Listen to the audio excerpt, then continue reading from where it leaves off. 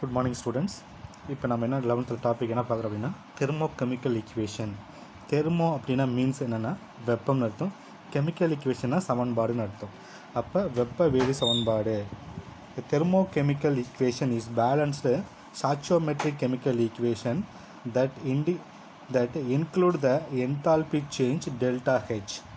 அப்போ ஒரு வெப்ப வேதி சமன்பாடு அப்படின்னா என்னென்னா என்தால்பி சேஞ்சு, அதாவது என்தால்பி மாற்றம் ΔH மதிப்புகளுடன்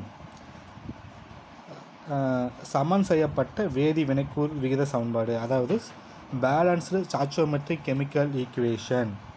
அப்படின்னா பேலன்ஸ்னால் சமன் செய்யப்பட்ட, ஸ்டாய்ச்சியோமெட்ரிக் கெமிக்கல் ஈக்குவேஷன் அப்படின்னா வேதி வினைக்கூறு விகித சமன்பாடு, சமன் செய்யப்பட்ட வேதி வினைக்கூறு விகித சமன்பாடுன்னு அர்த்தம். அப்போ தெர்மோகெமிக்கல் ஈக்குவேஷன் என்ன அர்த்தம்? ஒரு கெமிக்கல் ஈக்குவேஷனில் லெஃப்ட் சைடில் இருக்கிற ரியாக்டன்ஸும் ரைட் சைடில் இருக்கிற ப்ராடக்ட்டும், அதில் இருக்கிற நம்பர் ஆஃப் மோல்ஸும் இதில் இருக்கிற நம்பர் ஆஃப் மோல்ஸும், ரியாக்டன்ஸ் நம்பர் ஆஃப் மோல்ஸும் ப்ராடக்ட் நம்பர் ஆஃப் மோல்ஸும் வினைபடும் பொருட்களின் மோல்களின் எண்ணிக்கையும் வினை விளை பொருட்களின் மோல்களின் எண்ணிக்கையும் சமமாக இருந்துச்சுன்னா அதுக்கு பேர் என்ன பேர் அப்படின்னா ஸ்டாய்ச்சியோமெட்ரிக் கெமிக்கல் பேலன்ஸ் ஈக்குவேஷன். அதுக்கு அப்படி இருக்கும். அது கூட என்ன இருக்குது அப்படின்னா என்தால்பி சேஞ்ச் வேல்யூ இருக்கும். என்தால்பி சேஞ்ச் வேல்யூனா ΔH மதிப்பு இருக்கும். வெப்ப வேதி சமன்பாடில் பின்வரும் நடைமுறை நம்ம பார்க்குறோம். The following convention are adopted in thermochemical equation. வேதி சமன்பாடில் பின்வரும் எப்படி என்னென்ன நடைமுறைகள் நம்ம பின்பற்றுறோம் அப்படின்னு பார்க்குறோம்.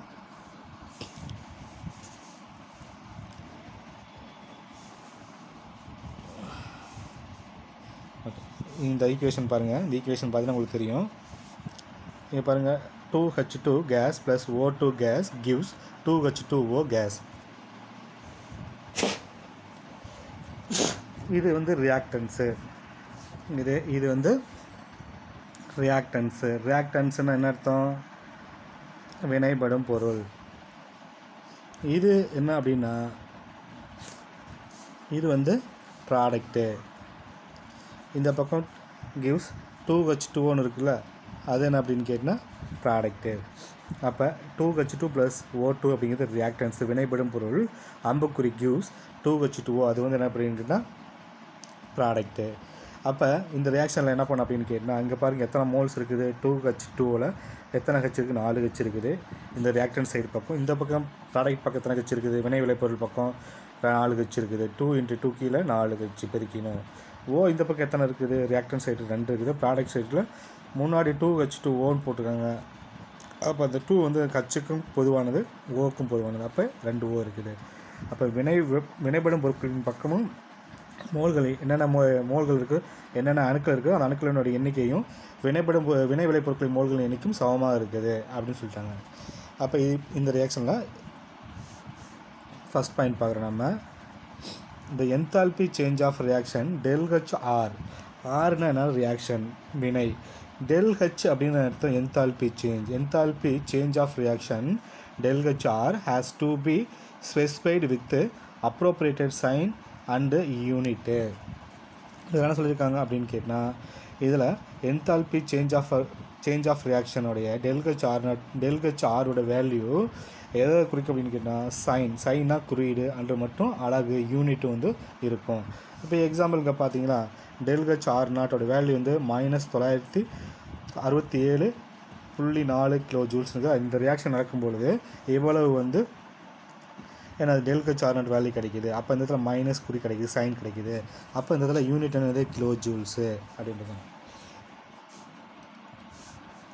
அதுக்கடுத்தது when the chemical reaction is reversed, the value of ΔH is reversed in a sign with the same magnitude.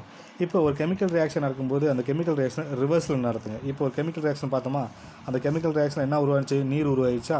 அந்த நீர்லேருந்து மறுபடியும் இது உருவாக்குற மாதிரி ரியாக்ஷன் எழுதுங்க. அப்போ 2H2O gas gives 2H2 gas plus O2 gas இருக்கும். அப்போ இந்த ரியாக்ஷன் மேலே இருக்கிற ரியாக்ஷன் நடக்கும்பொழுது எவ்வளவு இது நடந்துச்சு, எவ்வளோ வேலை கிடச்சிச்சு நமக்கு?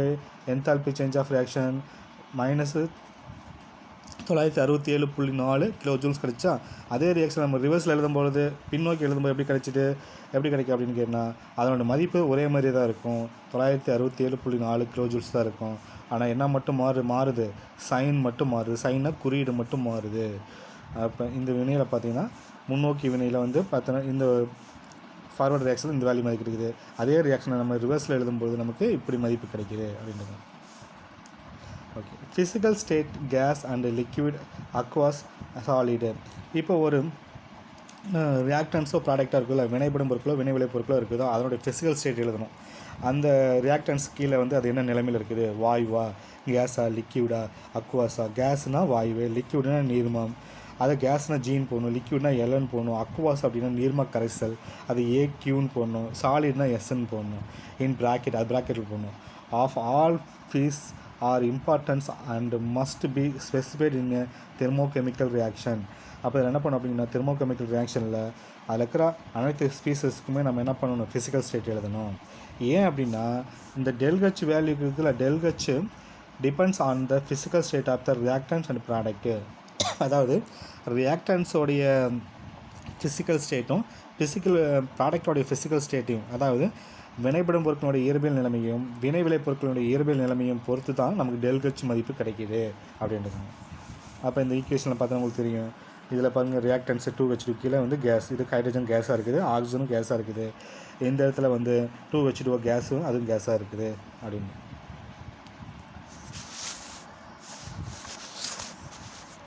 ஓகே, அதுக்கு அடுத்தது, if thermochemical equation is multiplied throughout by a member.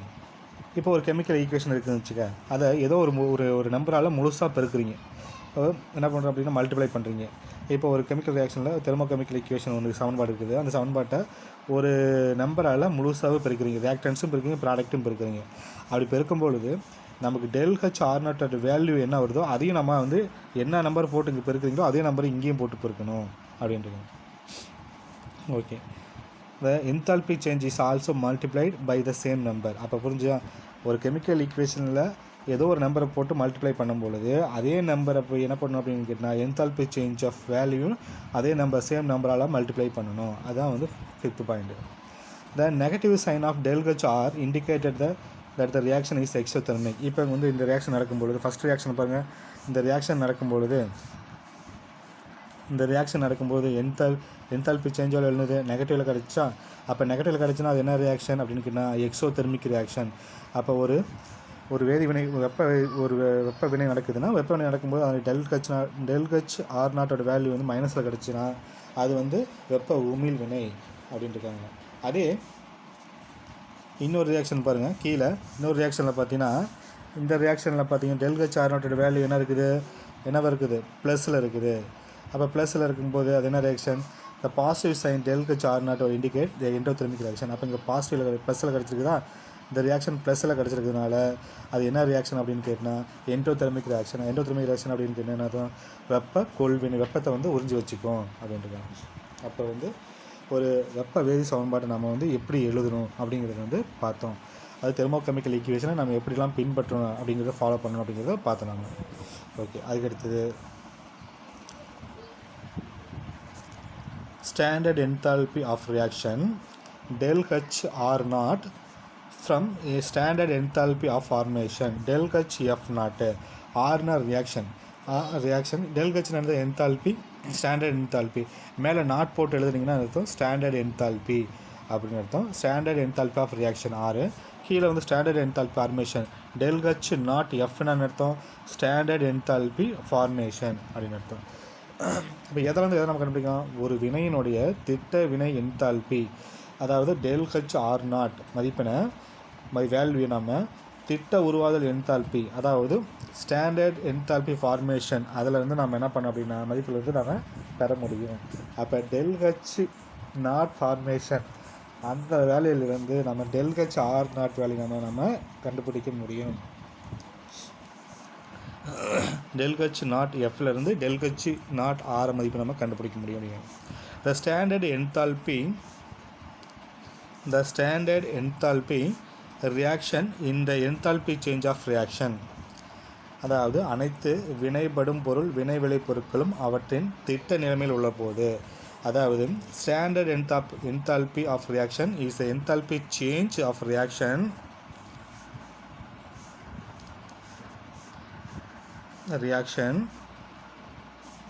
All ரியாக்டன்ஸும் ப்ராடக்ட்டும் present in the standard state. அப்போ என்ன கண்டிஷனில் இருக்கணும்? ரியாக்டன்ஸும் ப்ராடக்ட்டும் வினைப்படும் பொருளும் வினை விளைபொருளும் என்ன கண்டிஷனில் இருக்கணும்னா ஸ்டாண்டர்ட் கண்டிஷனில் இருக்கணும். 298 கெல்வின் 1 அட்மாஸ்பியர் அந்த கண்டிஷனில் இருக்கணும். The standard condition are denoted by. Standard கண்டிஷனை எப்படி எழுதணும் அப்படின்னு கேட்டால் இந்த டெல்கட்சிக்கு மேலே சப்ஸ்கிரிப்டாக என்ன பண்ணணும் அப்படின்னு கேட்டால் என்ன பண்ணணும்? அது மேலே வந்து அந்த டெல்கட்சி குறியீட்டுக்கு மேலே ஓவை வந்து மேல் ஒட்டாக சேர்த்து எழுதணும். அதை டெல்கட்சி மேலே நாட் போட்டு மேலே எழுதணும் அப்படின்ட்டுருக்காங்க. அதான் வந்து கொடுத்துருக்காங்க. Okay. We can calculate the enthalpy of reaction under standard condition from the value of standard enthalpy of formation of various reactant and product. ஒரு வினையில் வந்து ஒரு ரியாக்ஷனில் ஈடுபடும் பல்வேறு வினைப்படும் பொருட்கள். ஒரு ரியாக்ஷனில் என்ன பண்ணும்? வேரியஸ் ரியாக்டன்ஸும் ப்ராடக்ட்டும் வந்து என்ன பண்ணுது? இன்வால்வ் ஆகுதுன்னு வச்சுக்கோங்க. ஒரு ரியாக்ஷனில் பல்வேறு வினைப்படும் பொருளும் வினை விளை பொருளும் வந்து அவற்றினுடைய திட்ட உருவாத என்தால்பி மதிப்பிலேருந்து, அதாவது திட்ட உருவாத என்தால்பி மதிப்புன்னு என்ன அர்த்தம்? ஸ்டாண்டர்ட் என்தால்பி ஃபார்மேஷன் அந்த மதிப்பிலிருந்து திட்ட நிலையில் உள்ள அவ்வினையினுடைய என்தால்பி மதிப்பை நம்ம கணக்கிட முடியும் அப்படின்ட்டுருக்காங்க. அப்போ என்ன பண்ணியிருக்காங்க அப்படின்னா எதுலேருந்து எதை கணக்கிட்டான்னு சொல்லி the enthalpy, the standard enthalpy of reaction is equal to the difference between the standard enthalpy of formation of product. அப்போ எதுலேருந்து எதை டிஃப்ரென்ஸ் பண்ணுறோம்? the standard enthalpy of reaction is equal to the difference between the standard enthalpy of formation of product and the standard enthalpy formation of the reactants. அப்போ எதுலேருந்து நம்ம என்ன பண்ணுறோம் அப்படின்னு கணக்கிடுறோம். நம்ம பாருங்கள் இந்த ஈக்குவேஷனில் பாருங்கள், கீழே கொடுத்துருக்காங்க பாருங்கள். டெல் நாட் ஆர்னா இது ஸ்டாண்டர்ட் என்தால்பி ஃபார்மேஷன் ரியாக்ஷன். அந்த வேல்யூ நமக்கு வேணும் அப்படின்னா எதுலேருந்து நம்ம எதை கழிக்கணும் அப்படின்னு கேட்டால் சம்மேஷன் டெல்கச் நாட் ஆர் அப்படின்னா என்ன அர்த்தம் அப்படின்னா ஆர் ப்ராடக்ட் என்னது? வினை விளைபொருள். அதாவது வினை விளைபொருள் உருவாகும் என்தால்பி சேஞ்ச் ஆஃப் ரியாக்ஷனில் இருந்தும் வினைப்படும் பொருட்களினுடைய உருவாதல் வினை விளைபொருட்களின் என்தால்பி உருவாதல் வினையின் வேகத்தையும் நம்ம என்ன பண்ண கழிக்கணும். அதாவது del H R nought product minus summation of del H nought R reactants இதெல்லாம் கழிக்கணும். இப்போ ஒரு ரியாக்ஷன் பார்த்து ஜென்ரலாக உங்களுக்கு கொடுத்துருக்காங்க அப்படின்னா புரியும் பாருங்கள்.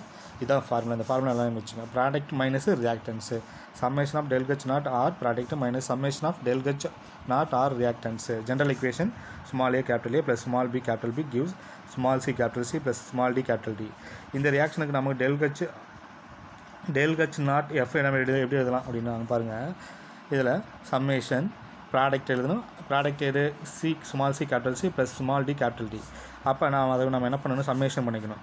Small c del H not F capital C plus d del H not F capital D minus இதான் வந்து ப்ராடக்ட். இதுதான் வந்து என்ன பண்ணோம் அப்படின்னு கேட்டால் இதில் பாருங்கள் ப்ராடக்ட் நம்ம எழுதியாச்சா? அப்போ இதுதான் ப்ராடக்ட்டு. இந்த ப்ராடக்ட் இதை ப்ராடக்ட்டு. அந்த ப்ராடக்ட்டுக்கு டெல்கச் நாட் எஃப் வேல்யூ நம்ம எழுதியாச்சு.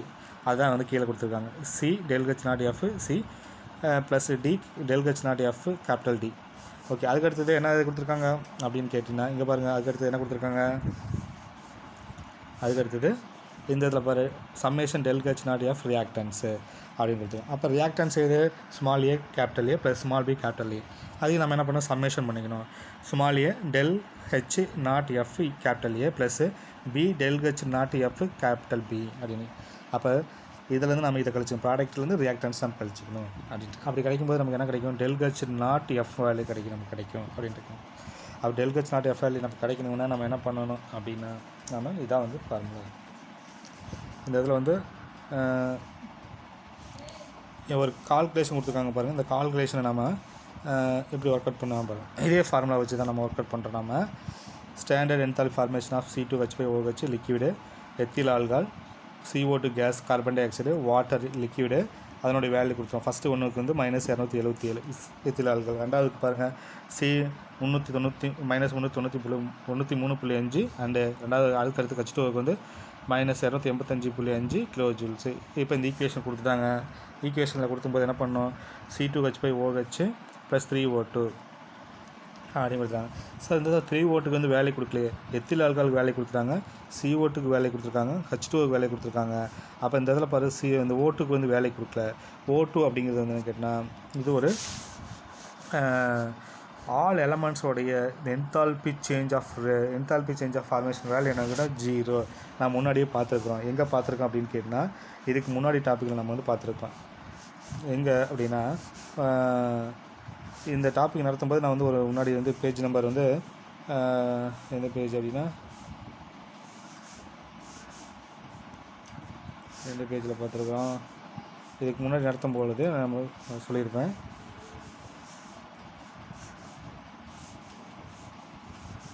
இதுக்கு முன்னாடி பேஜில் பார்த்தோம்னா இருக்கும், அந்த பேஜில் பாருங்கள்.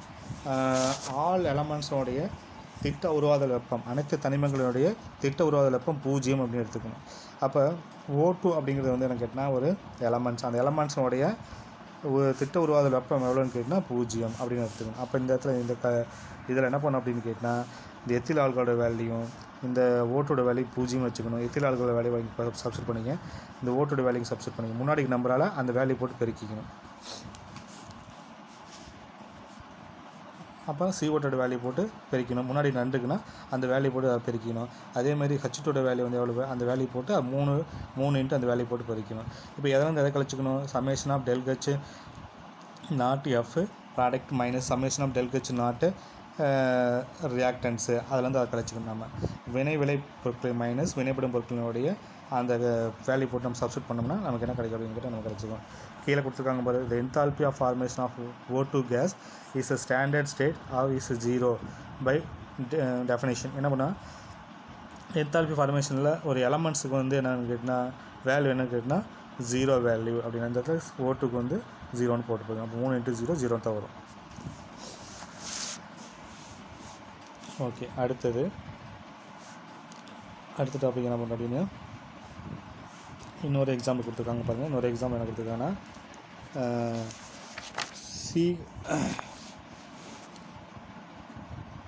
இன்னொரு என்ன எக்ஸாம்பிள் கொடுத்துருக்காங்க,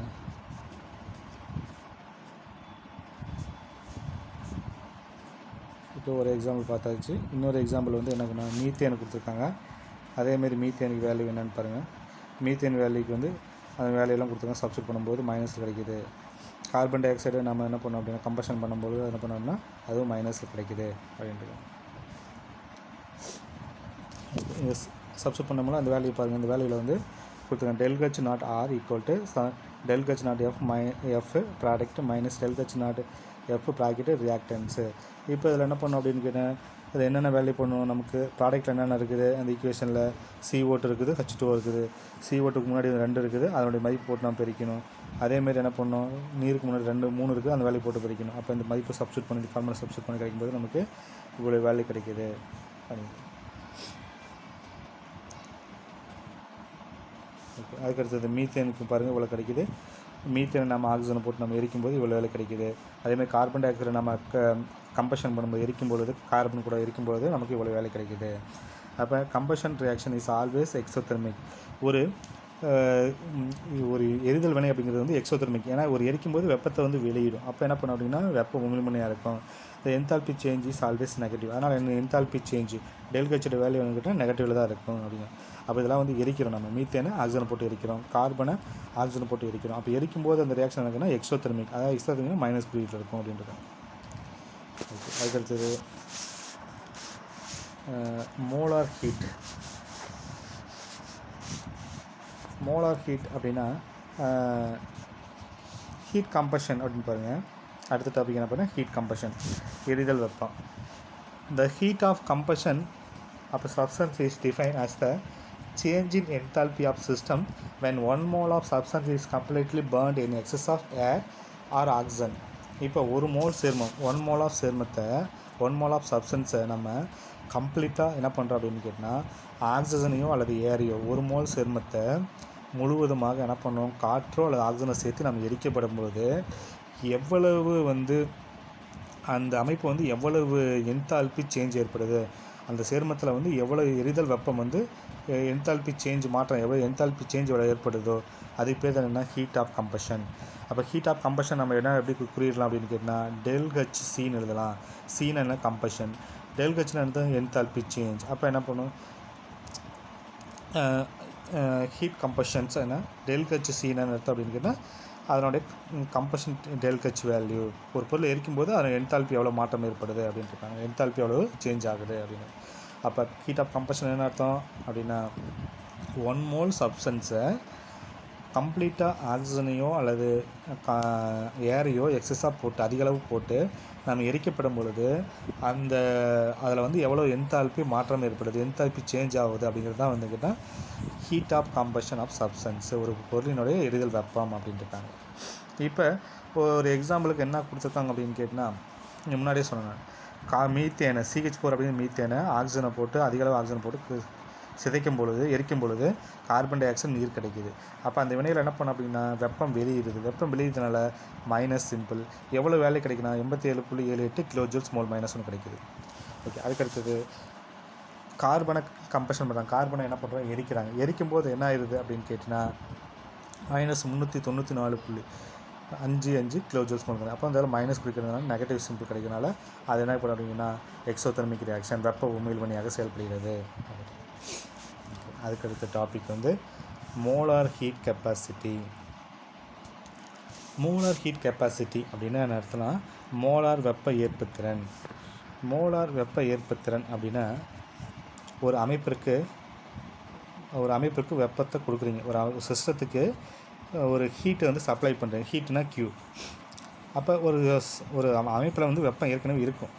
இன்னும் கொஞ்சம் வெப்பம் உள்ளே கொடுக்கும் பொழுது, ஹீட்டை கொடுக்கும் பொழுது அந்த அமைப்பு என்ன ஆயிடும் அப்படின்னு கேட்டால் உள்ளுக்குள்ளே வந்து என்ன பண்ணணும், அந்த அமைப்பு வேலை செய்யுது. அப்போ work is done by the system அப்படின்னு அர்த்தம். அமைப்பு வேலை செய்கிறது. Work is done by the சிஸ்டம்னா அமைப்பு வேலை செய்கிறது.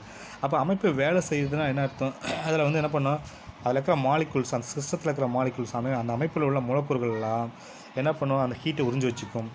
த molecules in the system absorb the heat and hence the kinetic energy of increase. அப்போ அந்த சிஸ்டத்தில் இருக்கிற மூலக்கூறுகள் எல்லாம் அந்த ஹீட்டை உறிஞ்சிக்குது, வெப்பத்தை உறிஞ்சிக்குது. வெப்பத்தை உரிக்கும் போது அந்த மாலிகுல்ஸ் என்ன பண்ணும், ஒன்றோட ஒன்று வேகமாக மோதி இயக்கம் வந்து அதிகமாக இருக்கும் அப்படின்னு இருக்காங்க. when turn the rise the temperature of the system from T1 T2 மாறும். அப்போ என்ன பண்ணும், சிஸ்டத்தில் வந்து ஆரம்பத்தில் ஒரு டெம்பரேச்சர் இருக்கும். ஹீட் கொடுக்கும்போது என்ன பண்ணும், டெம்பரேச்சர் ரைஸ் ஆகிடும். அப்போ ஆரம்பத்தில் ஒரு temperature initial temperature T1 temperature கொடுத்த பின்னாடி என்ன டெம்பரேச்சர் ரைஸ் ஆகிடும். அப்போ T2 மாறிடும்.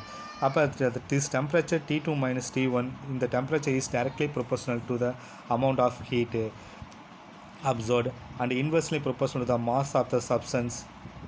otherwise இப்போ என்ன பாருங்கள், இதில் என்ன சொல்கிறாங்க அப்படின்னா, இப்போ ஹீட்டுங்கிறது எதுக்கு டைரக்ட்லி ப்ரொபோஷனலாக இருக்கும் அப்படின்னா the directly proportional amount of heat observed. அப்போ டெம்பரேச்சர் இது டெம்பரேச்சர் வந்து டிஃப்ரென்ஸ் ஆகிட்டுனா எப்படி பார்ப்போம், ஆரம்பத்தில் ஃபைனலுக்கு போச்சு. அப்போ நம்ம என்ன பண்ணோம், ஃபைனல்லேருந்து இன்சியல் கழிச்சுக்கணும். அப்போ T2 minus T1 அப்படின்னு. அப்போ T2 minus T1 அடுத்ததான் டெம்பரேச்சர் டிஃப்ரென்ஸ் ஆகுது, அதுதான் என்ன பண்ணோம் ΔT அப்படின்னு இருக்கும். அப்போ Qங்கிறது அதுக்கு டைரக்ட்லி ப்ரொபோஷனலாக இருக்குது. டிஃப்ரென்ஸ் டெம்பரேச்சருக்கு வந்து டைரக்ட்லி ப்ரொபோஷனல் நேர்த்தகவல் இருக்குது அப்படின்ட்டுருக்காங்க. அதுக்கு அடுத்தது மாஸ் வந்து எதுக்கு வந்து இன்வெர்ஸ்லி ப்ரொபோஷனலாக இருக்குது, அந்த ஹீட்டுக்கு வந்து இன்வெர்ஸ்லி ப்ரொபோஷனலாக இருக்குது. அப்போ கீழே கியூக்கு பையில் எம்என்னு போடுறோம். அப்போ வந்து இந்த ஹீட்டுக்கு வந்து மாஸ் வந்து இன்வெர்ஸ்லி ப்ரொபோஷனல் எதிர்த்தகவல் இருக்குது. நிறை வந்து அந்த பொருளினோட நிறை வந்து அந்த ஹீட்டுக்கு வந்து எதிர்த்தகவல் இருக்குது. அப்போ இந்த எம்மை வந்து இங்கே கொண்டு போனால் என்ன மாறும், எம் வந்து கொண்டு போனால் எனக்கு Q டைரக்ட்லி ப்ரொபோஷனல் எம் டெல்டின்னு கிடைக்கும். இப்போ இந்த இடத்துல டைரக்ட்லி ப்ரொபோஷனல் நம்ம கேன்சல் பண்ணால் என்ன பண்ணுவோம், ஒரு கான்ஸ்டன்ட் கொடுத்தா கேன்சல் ஆகிருமா. அப்போ கான்ஸ்டன்ட் கொடுக்கும்போது என்ன இப்போ மாறிலி கொடுத்தா என்ன ஆயிரும், Q = C m ΔT அப்படின்னு ஈக்குவேஷன் கிடைக்கும். அப்போ அதுதான் Q = C m ΔTன்னு கிடைக்கும். அப்போ இந்த ஈக்குவேஷன் எப்படி வந்துச்சுன்னு பாருங்கள், அப்படி தான் எழுதி காமிச்சிருக்கேன் பார்த்துங்க டைம். இதில் என்ன பண்ணணும், Q டைரக்ட்லி ப்ரொபோஷனல் m ΔTன்னு இருக்குது. இப்போ இந்த ஈக்குவேஷன் எழுதி காமிச்சினா இந்த டைரக்ட்லி ப்ரொபோஷனல் கேன்சல் பண்ணால் Cன்னு போட்டு நம்ம கான்ஸ்டன்ட் கொடுத்துருக்கோம். அந்த கான்ஸ்டன்ட் தான் என்னது, இந்த constant C is called heat capacity அப்படின்னு பார்த்துறாங்க. Q = C small c m ΔT. இப்போ என்ன பண்ணும், இந்த சியை நம்ம அங்கேயே வச்சுக்கோங்க, ஹீட் கான்ஸ்டன்ட் நம்ம அந்த கான்ஸ்டன்ட் அங்கேயே வச்சுக்கோங்க, ஹீட் கெப்பாசிட்டி அங்கேயே வச்சுக்கோங்க. அந்த எம்மும் டெல்டியும் என்ன பண்ணும், ஈக்குவல் இந்த பக்கம் வரும்போது என்ன டிவைடில் மாறுமோ, அப்போ டிவைடில் மாற என்ன இருக்கும், C = Q/m ΔTன்னு கிடைக்கும். அப்போ இந்த சவுண்ட்பார்ட் C = Q/m ΔT. ΔTன்னு என்ன அர்த்தம், டெம்பரேச்சர் டிஃப்ரென்ஸு T2 - T1ன்னு அர்த்தம். அப்போ டெம்பரேச்சர்னா T2 - T1 அப்படின்னு அர்த்தம். இந்த இடத்துல எம்மோட வேல்யூ இந்த இடத்துல என்ன பண்ணுறாங்க அப்படின்னு கேட்டால் எம்மோட வேல்யூ 1ன்னு வச்சுக்கிறோம், 1 kgன்னு வச்சுக்கிறாங்க. அதேமாரி இந்த T1 minus T2 value difference பார்த்தீங்கன்னா 1 கெல்வின் அப்படின்னு வச்சுக்கிறாங்க. அப்போ இந்த கீழே சப்ஸ்டியூட் பண்ணும்போது என்ன கிடைக்கும் நமக்கு? எம்ங்கிறது 1 kg, T2 minus T1 difference value வந்து 1 கெல்வின் அப்படின்னா அது சப்ஸ்டியூட் பண்ணும்போது என்ன இருக்கும்? 1 × 1 தான் கிடைக்கும். அப்போ கீழே மேலே வந்து Q பை 1 × 1னா 1 தான். அப்போ Q பை 1ன்னு கிடைக்கும். அப்போ என்ன இருக்கும்? அந்த 1 நம்ம விட்டுலாம். அப்போ C = Qன்னு கிடைக்குமா? அப்போ இந்த ஈக்குவேஷனில் என்ன பண்ணுறோம் அப்படின்னு கேட்டால் நம்ம இப்படி சப்ஸ்டியூட் பண்ணுறோம். எந்த இதில் சப்ஸ்டியூட் பண்ணுறோன்னு பாருங்கள். இந்த வேர் m = 1 kg, இந்த இதில் எம்ங்கிறதுல 1 kgன்னு கொடுக்குங்க. T1 T2 டிஃப்ரென்ஸ்னால் 1 கெல்வின் கொடுக்கும் பொழுது then the heat capacity is referred as a specific heat capacity. அப்போ இந்த இடத்துல என்ன இருக்கும்? இந்த கீழே ஃபார்முலாவில் எம்மும் T2 மைனஸ் T1 எல்லாம் 1 கொடுத்தோம்னா 1 தான் கிடைக்கும். அது 1 பிறகுனா 1 கிடைக்கும். அப்போ C = Qன்னு கிடைக்கும். அதுதான் வந்து இந்த ஈக்குவேஷன் அப்படின்ட்டு.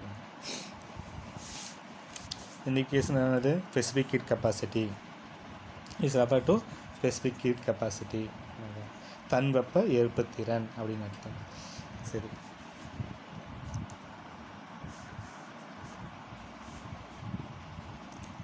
ஓகே. அதுக்கு எடுத்து பாருங்கள். The specific heat capacity of a system. ஒரு தன் வெப்ப ஏற்புத்திறன் அப்படின்னா என்ன அர்த்தம்னா, ஒரு கிலோகிராமில் ஒரு சப்ஸ்டன்ஸ் 1 kg உள்ள ஒரு சப்ஸ்டன்ஸை என்ன பண்ணுறோம்? அதனுடைய டெம்பரேச்சரை 1 கெல்வின் ரைஸ் பண்ணுறோம். 1 கிலோகிராம் சப்ஸ்டன்ஸ் இருக்குது, ஏதோ ஒரு பொருள் 1 கிலோகிராம் இருக்குது. அதனுடைய வெப்பநிலையை டெம்பரேச்சரை 1 கெல்வின் வந்து ரைஸ் பண்ணுறீங்க. 1 கெல்வினுக்கு அதிகப்படுத்துறீங்க, 1 கெல்வினுக்கு டெம்பரேச்சர் ரைஸ் பண்ணுறீங்க. அப்படி ரைஸ் பண்ணும்போது அந்த சிஸ்டம், அதாவது அந்த அமைப்பு வந்து எவ்வளவு ஹீட்டை வந்து அப்சர்வ் உறிஞ்சிக்கிச்சு அப்படிங்கிறது பேர் தான் specific heat capacity. Specific heat கெப்பாசிட்டின்னு அர்த்தம் அப்படின்னா தன் வெப்ப ஏற்புத்திறன் என்னன்னா 1 கிலோகிராம் ஆஃப் சப்ஸ்டன்ஸ் வந்து அதன் டெம்பரேச்சரை 1 கிலோகிராம் நிறைவுள்ள பொருளின் ஒன்றின் வெப்பநிலையை 1 கெல்வின் உயர்த்தும் பொழுது அந்த பொருள் வந்து எவ்வளவு வெப்பத்தை உறிஞ்சிக்கிறதோ அந்த உறிஞ்சப்படும் வெப்ப ஆற்றல், அதாவது அதோடைய குவான்டிட்டி ஆஃப் ஹீட்டுக்கு பேர் தான் என்ன? ஸ்பெசிஃபிக் ஹீட் கெப்பாசிட்டி அப்படின்னு தன் வெப்ப ஏற்புத்திறன் சொல்கிறாங்க. அதுக்கடுத்தது ஹீட் கெப்பாசிட்டி அப்படின்னு என்ன அர்த்தம் அப்படின்னு கேட்டால், 1 மோல் சேர்மத்தின் வெப்ப ஏற்புத்திறன் அப்படின்னு என்ன அர்த்தம் அப்படின்னு கேட்டால், இங்கே பார்த்தோம்னா 1 மோல், இங்கே 1 கிலோகிராம் பார்த்தா இங்கே 1 மோல் பார்க்குறோம் நம்ம. இங்கே 1 கிலோகிராம் சப்ஸ்டன்ஸ் வந்து அதன் டெம்பரேச்சரை 1 கெல்வின் ரைஸ் பண்ணும்போதுக்கு எவ்வளவு ஹீட் ஆஃப் அமௌண்ட் வந்து அப்சர்வ் பண்ணிக்கிச்சோ அதுக்கு பேர் என்னன்னா ஸ்பெசிஃபிக் கெப்பாசிட்டி, தன் வெப்ப ஏற்புத்திறன். இங்கே மோலார் வெப்ப ஏற்புத்திறன், ஒரு சேர்மத்தின் மோலார் வெப்ப ஏற்புத்திறன் என்னன்னா ஹீட் கெப்பாசிட்டி அப்படின்னு அர்த்தம். 1 மோல் சப்ஸ்டன்ஸ் வந்து அதனுடைய டெம்பரேச்சரை ஒரு கெல்வின் டெம்பரேச்சர் ரைஸ் பண்ணணும். 1 கெல்வினுக்கு நம்ம ரைஸ் பண்ணணும். 1 மோல் அளவுள்ள பொருளின் வெப்பநிலையை 1 கெல்வினுக்கு நம்ம ரைஸ் பண்ணும் பொழுது அது எவ்வளவு வந்து ஹீட்டை வந்து அப்சர்வ் பண்ணியிருக்குது, அமௌண்ட் ஆஃப் ஹீட் வந்து எவ்வளோ உறிஞ்சிக்கிச்சு அப்படிங்கிறதுக்கு பேர் தான் கேட்டால் ஹீட் கெப்பாசிட்டி அப்படின்ட்டு இருக்காங்க. இது அதன் மோலார் வெப்ப ஏற்புத்திறன் சொல்கிறாங்க. ஓகே, இது வந்து என்ன பண்ணால் 2 மார்க் கொஸ்டின் கேட்பான். Specific heat capacity and heat capacity அப்படின்னு. ஸ்பெசிஃபிக் ஹீட் கெப்பாசிட்டினா 1 கிலோகிராம் சப்ஸ்டன்ஸு அதன் டெம்பரேச்சரை 1 கெல்வின் ரைஸ் பண்ணணும். அப்போ எவ்வளோ ஹீட் உறிஞ்சிருக்குது. ஹீட் கெப்பாசிட்டி அப்படின்னு அர்த்தம் 1 மோல் ஆஃப் சப்ஸ்டன்ஸு அதனோட டெம்பரேச்சரை 1 கெல்வின் ரைஸ் பண்ணும்பொழுது அது எவ்வளவு ஹீட் அமௌண்ட் ஆஃப் ஹீட்டை உறிஞ்சிக்கிச்சு அப்படிங்கிறது பேர் என்ன? Heat capacity. இது தன் வெப்ப ஏற்புத்திறன். மேலே கீழே வந்து என்ன கேட்டால் மோலார் வெப்ப ஏற்புத்திறன் அப்படின்னா. ஓகே, அதுக்கு அடுத்த topic the unit of heat capacity அப்படின்னு பார்க்கலாம். இது 1 மார்க் கொஸ்டின் கேட்பா, நோட் பண்ணி வச்சுங்க. த யூனிட் ஆஃப் கெப்பாசிட்டி என்னது? இந்த யூனிட் ஆஃப் கெப்பாசிட்டிக்கு இதுதான் answer. JK -1 mole -1. The SI unit of molar heat capacity, molar வெப்ப ஏற்புத்திறனினுடைய SI அலகு என்னன்னு கேட்டால் joule kelvin -1 mole -1. The molar heat capacity can be expressed either at constant volume. கான்ஸ்டன்ட்னா கீழே வந்து சிக்கு கீழே வீன் போட்டிருக்காங்களா, அது கீழே வால்யூம் கான்ஸ்டண்ட்டாக இருக்கும். அது கான்ஸ்டன்ட் வால்யூம் அண்டு சிங்கிறது வந்து கான்ஸ்டன்ட்டு, விங்கிறது வால்யூம். அண்டு கான்ஸ்டன்ட் ப்ரெஷர்னா சிபி. இதை மோலார் ஹீட் கெப்பாசிட்டி, மோலார் வெப்ப ஏற்புத்திறன் மோலார் வெப்ப ஏற்புத்திறன்களை மாறாத கன அளவு மற்றும் மாறாத அழுத்தம் என 2 வகையாக குறிப்பிடுறாங்க. இப்போ மோலார் ஹீட் கெப்பாசிட்டி நம்ம 2 வகையாக சொல்லலாம். ஒன்று கான்ஸ்டன்ட் வால்யூம், இன்னொன்று constant pressure. According to the first law of thermodynamic வெப்ப இயக்கவியலின் முதல் விதிப்படி என்ன சொல்கிறாங்கன்னா, ஃபார்முலா என்னது, Q = Q + W அப்படின்னு அர்த்தம். இந்த W என்ன அர்த்தம் அப்படின்னு கேட்டால், work is done by the system. ஒரு அமைப்பு வேலை செய்யுது. இப்போ என்ன பண்ணோம், ஒரு அமைப்புக்கு உள்ளுக்குள்ளே வெப்பம் கொடுக்குறீங்க, ஒரு அமைப்பு ஒரு சிஸ்டத்துக்கு ஹீட் சப்ளை பண்ணுங்க. அப்போ ஹீட் சப்ளை பண்ணும்போது அது வெப்பத்தை வாங்கிட்டு என்ன பண்ணும், எக்ஸ்பெண்ட் ஆகும், விரிவடையும். அப்படி விரிவடையும் போது என்ன பண்ணும், அதனுடைய வேலை வந்து என்ன பண்ணும் அப்படின்னு கேட்டால் டபுள். அப்படி செய்யும் பொழுது work is done by the system அப்படின்னா மைனஸு. அப்போ W = -P∆Vன்னு அர்த்தம். அப்போ அந்த வேலையை என்ன பண்ணும், இந்த டபிள்யூக்கு பதிலாக இந்த -P∆Vன்னு அப்ளை பண்ணியிருக்காங்க இந்த இடத்துல. அப்போ இந்த இடத்துல டபிள்யூங்கிறது என்னென்னு பார்த்தோன்னா, work is done by the system, அமைப்பு வேலை செய்கிறது, அதனால் -P∆V. அப்போ இந்த இடத்துல சவுண்ட்பாட்டில் பாருங்கள் என்ன பண்ணுவாங்க அப்படின்னு கேட்டால், நமக்கு Q வேணும் அப்படின்னா அதை அங்கேயே வச்சுட்டு இந்த -P∆V = இந்த பக்கம் போகும்போது என்ன மாறிடும், ப்ளஸ்ஸாக மாறிடுமா. இப்போ என்ன வரைக்கும் U + P∆Vன்னு கிடச்சிடும். அதுதான் இந்த ஈக்குவேஷன். டிஃப்ரென்ஷியேட்டட் வித் 7.1 இந்த ஈக்குவேஷன் என்ன பண்ண டிஃப்ரென்ஷியேட் பண்ணுறீங்க எதுன்னு கேட்டால், கான்ஸ்டன்ட் வால்யூம் கன அளவு மாறாமல் அப்படியே வச்சுக்கிட்டு வித் எதை பொறுத்து என்ன பண்ணுறோம் அப்படின்னு டிஃப்ரென்ஷியேட் பண்ணினா, வித் ரெஸ்பெக்ட் டு டெம்பரேச்சரை பொறுத்து என்ன பண்ணுறோம் அப்படின்னு கேட்டால் என்ன பண்ணுறீங்க, டிஃப்ரென்ஷியேட் பண்ணுறீங்க. அப்போ இந்த Q நம்ம வந்து டிஃப்ரென்ஷியேட் பண்ணும்போது ∂Q எதை பொறுத்து, டெம்பரேச்சர் ∂T எது கான்ஸ்டண்ட்டாக இருக்குது, வால்யூம் கான்ஸ்டண்ட்டாக இருக்குது. அதுக்கடுத்து U நம்ம டிஃப்ரென்ஷியேட் பண்ணும்போது ∂U பை எதை பொறுத்து டிஃப்ரென்ஷியேட் ∂T கான்ஸ்டன்ட் வால்யூமும் கான்ஸ்டன்ட் ஆகுது. அப்போ இந்த ஈக்குவேஷன் என்ன பண்ணோம் அப்படின்னா, Qவையும் Uவையும் நம்ம டிஃப்ரென்ஷியேட் பண்ணுறோம். இந்த இடத்துல P∆V நம்ம ஏன் வந்து நம்ம பண்ணலை அப்படின்னு கேட்டால், ஏன் வந்து டிஃப்ரென்ஷியேட் பண்ணலாம், இது கான்ஸ்டண்ட்டாக நம்ம டிஃப்ரென்ஷியேட் பண்ண தேவையில்லை, கான்ஸ்டன்ட் வால்யூம். ஓகே,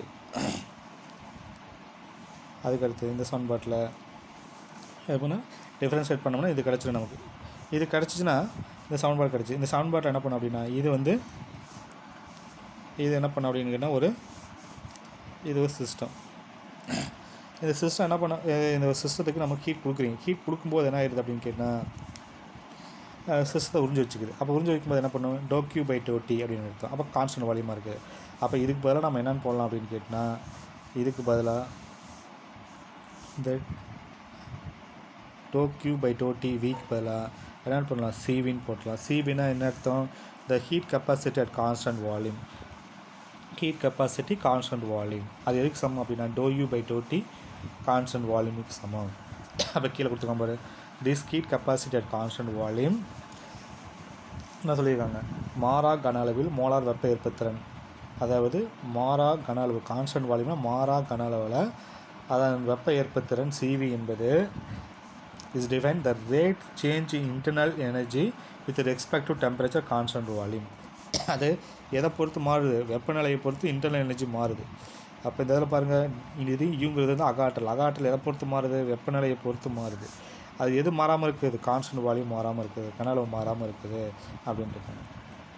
அப்போ வெப்பநிலையை பொறுத்து அகாற்றலின் மாறுபாடு விதம் என வரையறுக்கப்படுறது அப்படின்ட்டுருக்காங்க.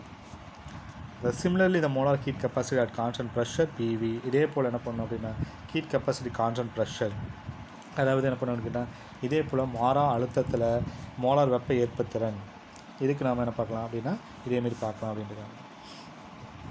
இதேமாரி பார்க்கும்போது என்ன கிடைக்கும் அப்படின்னு கேட்டால், the change of enthalpy with respect to temperature constant pressure. அப்போ என்ன பண்ணுறாங்க அப்படின்னு கேட்டால், இந்த இடத்துல பாருங்கள், இது கான்ஸ்டன்ட் ப்ரெஷர். இதில் என்ன பண்ணோம் அப்படின்னா, என்தால்பி சேஞ்ச் ஆகுது, எதை பொறுத்துனா ரெஸ்பெக்ட் டு டெம்பரேச்சர். அப்போ change of enthalpy with respect to temperature constant pressure அப்படின்ட்டு. ஓகே, இப்போ இந்த CP/CV நம்ம கண்டுபிடிச்சாச்சு. இப்போ ரிலேஷன் பிட்வீன் CP அண்ட் CVன்னு என்ன அர்த்தம், கான்ஸ்டன்ட் ப்ரெஷர் கான்ஸ்டன்ட் வால்யூம், மாறா கன அளவு மாறா அழுத்தம். அதை நம்ம ஐடியல் கேஸுக்கு கொண்டு போய் நம்ம வந்து ஐடியல் கேஸில் இந்த CP/CVக்கு ஐடியல் கேஸுக்கும் நளில் வாய்க்கு என்ன தொடர்பு இருக்குது அப்படின்னு பார்க்குறோம். இது ஒரு 5 மார்க் கொஸ்டின் கேட்பான், இம்பார்ட்டன்ட் கொஸ்டின் நோட் பண்ணி வச்சுக்கோங்க. ஓகே, அதுக்கடுத்து ஃப்ரம் த டெஃபினேஷன் ஆஃப் என்தால்பிக்கு வந்து வரையறை என்ன, H = U + PV. இதான் வந்து என்தால்பிக்கான சமன்பாடு. இதில் 1 மோலுக்கான ஐடியல் கேஸ் 1 மோலுக்கான ஐடியல் கேஸ் சமன்பாடு என்னது? 1 மோல் சமன்பாட்டுக்கான நல்லியல்பு வாயு சமன்பாடு என்னது? PV = nRT. இப்போ நம்ம பியை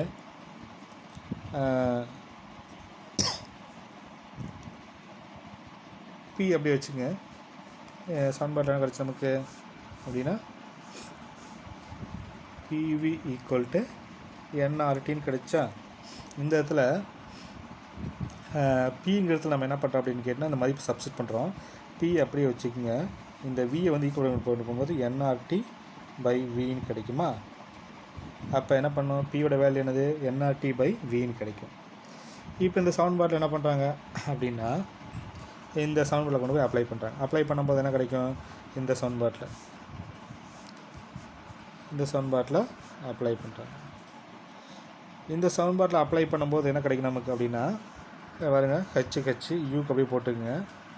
இந்த பிவிங்கிற இடத்துல என்ன பண்ணோம் அப்படின்னா, பிவிங்கிற இடத்துல பியோட வேல்யூ என்னது? nRT/Vன்னு கிடைக்குமா? இப்போ இந்த சப்ஸ்டிட் பண்ணுங்கள். சப்ஸ்டிட் பண்ணும்போது கிடைக்கும் அப்படின்னு கேட்டேன். இந்த சமன்பாட்டில் வந்து ஓகே, PV = nRT. நமக்கு V வேணும் அப்படின்னா வச்சுக்க. இந்த சமன்பாட்டில் VA வேணும்னு வச்சுக்க. V = nRT/Pன்னு கிடைக்கும். அப்போ nRT/P அப்படின்னு அப்ளை பண்ணும்பொழுது இந்த Pக்கும் அந்த Pக்கு கேன்சல் ஆகிடும். மீது என்ன இருக்குது அப்படின்னு கேட்டால் H = U nRT அப்படின்னு இருக்கும். அப்போ இந்த சமன்பாட்டில் இந்த PV = nRTயில் நமக்கு வந்து PO VO எதோ வேணும் அப்படின்னா அதை அங்கேயே வச்சுக்கிட்டு மீதிக்கு எதை கொண்டு போய் இந்த ஈக்குவேஷனை சப்ஸ்டிட் பண்ணும்பொழுது நமக்கு இந்த மாதிரி ஒரு ஈக்குவேஷன் கிடைக்கும். H = U + nRTன்னு கிடைக்கும். இந்த ஈக்குவேஷன் நம்ம என்ன பண்ணுறோம் அப்படின்னு கேட்டால் டிஃப்ரென்ஷியேட் பண்ணுறோம். டிஃப்ரென்ஷியேட் பண்ணும்பொழுது என்ன ஆகும் அப்படின்னு கேட்டால், இந்த ஈக்குவேஷனை டிஃப்ரென்ஷியேட் பண்ணும்போது என்ன கிடைக்கும்? ∂H/∂T. டிஃப்ரென்ஷியேட் எப்போ? ஈக்குவேஷன் வித் ரெஸ்பெக்ட் டெம்பரேச்சர் பொறுத்து இந்த ஈக்குவேஷன் என்ன பண்ணுறோம்? டிஃப்ரென்ஷியேட் பண்ணுறோம். H நம்ம டிஃப்ரென்ஷியேட் பண்ணும்போது என்ன கிடைக்கும்? டிஃப்ரென்ஷியேட் பண்ணும்பொழுது என்ன கிடைக்கும்? ∂H/∂Tன்னு கிடைக்கும். ஈவோ டிஃப்ரென்ஷியேட் பண்ணும்போது டெம்பரேச்சர் பொறுத்து டிஃப்ரென்ஸ் பண்ணும்போது ∂U/∂Tன்னு கிடைக்கும். nRT அப்படிங்கிறது கான்ஸ்டன்ட் அப்படியே வச்சுங்க. மீதி டெம்பரேச்சர் பொறுத்து டெம்பரேச்சர் டிஃப்ரென்ஸ் பண்ணால் ∂T/∂Tன்னு கிடைக்கும். அப்போ இது ரெண்டு கேன்சல் பண்ணால் என்ன கிடைக்கும்? 1ன்னு தான் கிடைக்கும். அப்போ மீதி என்ன இருக்கும் அப்படிங்கிற ∂H/∂T = ∂U/∂T = nRன்னு கிடைக்கும். ஓகேவா? இப்போ இந்த ∂Hக்கு பதிலாக முன்னாடி நம்ம ஈக்குவேஷன் கண்டுபிடிச்சோம். என்னது? அந்த சப்ஸ்டிட் பண்ணலாம். ∂H இந்த சமன்பாட்டில் நம்ம கண்டுபிடிச்சோம். நம்ம எங்கே கண்டுபிடிச்சோம் அப்படின்னு கேட்டால், இங்கே பாருங்கள், இந்த இடத்துல ∂H/∂TP அப்படிங்கும்போது CP நம்ம கண்டுபிடிச்சோம். முன்னாடி கண்டுபிடிச்சோம் ஃபஸ்ட் ஈக்குவேஷன். அதே ∂U/∂TVங்கிறது வந்து CV நம்ம கண்டுபிடிச்சோம். அப்போ இந்த இடத்துல என்ன பண்ணோம்? இந்த இடத்துல சப்ஸ்டிட் பண்ணலாம். இந்த இடத்துல நம்ம சப்ஸ்டிட் பண்ணும்போது என்ன கிடைக்கும் அப்படின்னு கேட்டால், ∂U/∂Tக்கு பதிலாக என்ன கிடைக்கும்? என்ன போடலாம் அப்படின்னு கேட்டேன்? ∂H/∂Tக்கு பதிலாக CPன்னு போடலாம். ∂U/∂Tக்கு பதிலாக என்ன பண்ணலாம்? CVன்னு போடலாம். இதுக்கு பதிலாக CVன்னு போடலாம். இங்கே nRன்னு இருக்குது. இந்த ∂T/∂T கேன்சல் ஆகிடும். இந்த CV ஈக்குவல் வரும்போது மைனஸாக மாறும். அப்போ CP - CV = nRன்னு கிடைக்கும். அப்போ என்ன பண்ண? ஐடியல் கேஸுக்கும் CP CVக்கு உள்ள ரிலேஷன்ஷிப்பு இந்த கொஸ்டின் தான். அப்போ இந்த இடத்துல என்ன பண்ணுங்க அப்படின்னு கேட்டால், நல்லா நினச்சிங்க. இந்த சமன்பாட்டில் என்தால்பி ரியாக்ஷன் என்தால்பிக்கான ஈக்குவேஷன் எழுதிங்க. H = U + PV. Ideal gas equation PV = nRT. இந்த ஈக்குவேஷனில் இந்த Pங்கிற இடத்துல Vங்கிற இடத்துல மதிப்பை கொண்டு போய் இந்த மதிப்பு சப்ஸ்டிட் பண்ணுறோம். சப்ஸ்டிட் பண்ணி இருப்பாங்க. இந்த ஈக்குவேஷனில் நம்ம P அங்கேயே வச்சுக்கிட்டு நாம் என்ன பண்ணோம் அப்படின்னு கேட்டால், V இந்த ஈக்குவல் கொண்டு வரும்போது nRT/Vன்னு கிடைக்குமா? அப்போ Pயோட வேலைக்கு பிறகு இந்த இடத்துல நம்ம என்ன சப்ஸ்டிட் பண்ணலாம்? இந்த இடத்துல nRT/Vன்னு சப்ளை பண்ணலாம். அப்போ nRT/Vன்னு சப்ளை பண்ணும்பொழுது இந்த இடத்துல அப்ளை பண்ணும்பொழுது அந்த வீக்கும் கீழே இருக்கிற வீக்கும் என்ன பண்ணி கேன்சல் ஆகிடும். மீதி என்ன மட்டும்தான் இருக்கும்? nRTன்னு மட்டும். அந்த nRT மட்டும் எங்கே சப்ஸ்டிட் பண்ணும். அப்போ H = U + PVக்கு பதிலாக என்ன வரும்னா nRTன்னு வரும். இதை நம்ம டிஃப்ரென்ஸ் பண்ணுறோம். டெம்பரேச்சர் டிஃப்ரென்ஸ் பண்ணும்போது இதுக்கு CP, இதுக்கு CV, இதுக்கு வந்து nRன்னு இருக்கும். அந்த ஈக்குவேஷன் கொண்டு போகும்போது நமக்கு வாங்கிடும். அடுத்து கான்ஸ்டன்ட் ப்ரெஷர், மாறா அழுத்த செயல்முறையில் constant pressure process system has to work against the surrounding. இப்போ மாறா அழுத்தத்தில் ஒரு செயல்முறையில் ஒரு அமைப்பு வந்து சிஸ்டத்துக்கு எதிராக வேலை செய்யுது. கான்ஸ்டன்ட் ப்ரெஷரில் ஒரு ப்ராசஸ் நடக்குது, ஒரு செயல்முறை நடக்குது. அந்த செயல்முறையில் வந்து அழுத்தம் மாறாமல் கான்ஸ்டண்ட்டாக இருக்குது. அப்போ சிஸ்டம் வந்து ஒரு ஒர்க்கு செய்யுது. எதுக்கு எதிராக வேலை செய்யுது? The system has to work against the surrounding. அப்போ அமைப்பானது சூழலுக்கு எதிராக வேலை செய்கிறது.